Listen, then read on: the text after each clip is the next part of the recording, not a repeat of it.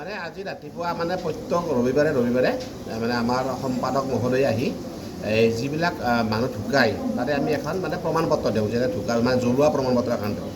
তেতিয়া সম্পাদকে আহি জনালে যে বশিষ্ঠৰ আমাৰ যিটো শ্মশান আছে আপুনি দেখিছে কালী মন্দিৰ ফ্ৰণ্টৰ পৰাই আমাৰ এটা দানপত্ৰ থাকে।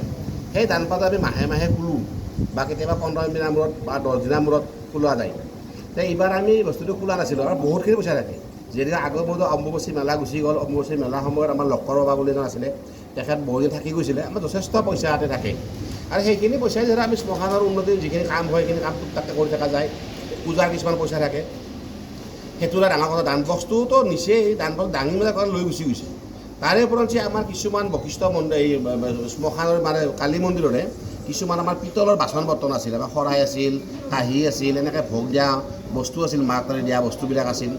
আপোনাৰ হাঁহ আছিল, ৰাজহাঁহ আছিল, এই পাতিহাঁহ আছিল, ছাগলী আছিল। এই গোটেইখিনিয়ে জয়ন্ত শইকীয়া বুলি কোৱা এজন ব্যক্তিজনে নিয়া বুলি আমাৰ এটা তথ্য প্ৰমাণ সহকাৰে আছে। যে তেওঁ কালী মন্দিৰতে আহি থাকে, তেওঁৰ ফটো চটো আমাৰ লগত আছে, তেওঁতে মাজে মাজে থাকেই, তেওঁ ভক্ত হিচাপে আছিল। কিন্তু দেখা পালোঁ যে তেওঁ এই গোটেই কালি ছাগলী বা তিনি এটাত বিক্ৰী কৰা বুলি শুনিছোঁ। ভক্ত হৈ ভণ্ড হ'ল। ভক্তই ভণ্ড হৈছে। আপোনালোকে ফটোখন দেখিলেই গম পাব যে তেওঁৰ এখন ফটো এখন আমি দিছোঁ আপোনালোকৰ মিডিয়াত, যাতে সেই বস্তুটো গম পাব যে তেওঁ আচলতে কেনে ভক্ত, মানে কেনে ভণ্ড বাবা। এতিয়া ভণ্ড বাবাই যদি মানে এইবিলাক কাম কৰে তেতিয়া আমাৰ কালী মন্দিৰটো বাবাটো চব মানুহ আহিব ন। ইয়াতে ধৰা মানুহ বিভিন্ন ধৰণৰ জ্বলাব আহে, ইয়াতে কিছুমান ধ্যান কৰিব আহে, তাত্ত্বিকভাৱে আহে, পূজা কৰিব আহে। যদি সেইবিলাক মানে এইবিলাক কাম কৰে তেতিয়াতো দুখৰ কথা, লজ্জাজনক কথা হৈছে। আৰু আমি আশা কৰিছোঁ, আমি আজি এখন এফআইআৰ দিম, এতিয়ালৈকে দিয়া নাই এফআইআৰখন, মুঠভাৱে আমি ছেক্ৰেটাৰীক জনাইছোঁ, অলৰেডি পুলিচ আহি চাই চিতি গৈছে।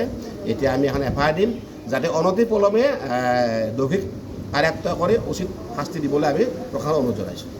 মানুহৰ ঘৰত পিছতো মন্দিৰত হয়, এই যোৱা ৰাতি আমি জনামতে 2:30টাৰ পিছত, 2:30টালৈকে দান বাকচ আছিল, কিন্তু 2:30টাৰ পিছত ইয়াৰ পৰা দান বাকচ গোটেই মন্দিৰৰ যিটো দান বাকচ সহ উঠাই লৈ গুচি গৈছে।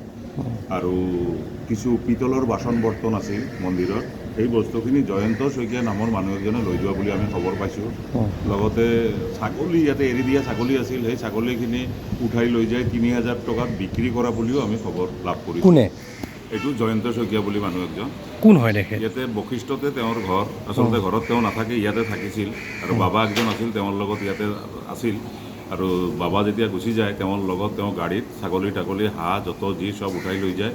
আমি শুনামতে ছাগলী দুটা জয়ন্ত শইকীয়াই বিক্ৰী কৰে আৰু বাচন বৰ্তন পিতলৰ কাঁহৰ বাচন বৰ্তনখিনি ইয়াৰ পৰা উঠাই লৈ যায়। কিছুদিন পূৰ্বে যিহেতু অম্বুবাচী সমাপ্ত হৈছে, বহুখিনি টকা জমা হৈছিল চাগে দান বাকচত ভালেখিনি টকা আছিল। আচলতে আজি দেওবাৰ, আজি খুলিবৰ কাৰণে আমি আহিছিলোঁ, কোষাধ্যক্ষক মাতিছিলোঁ, কমিটিৰ মানুহক মাতিছিলোঁ।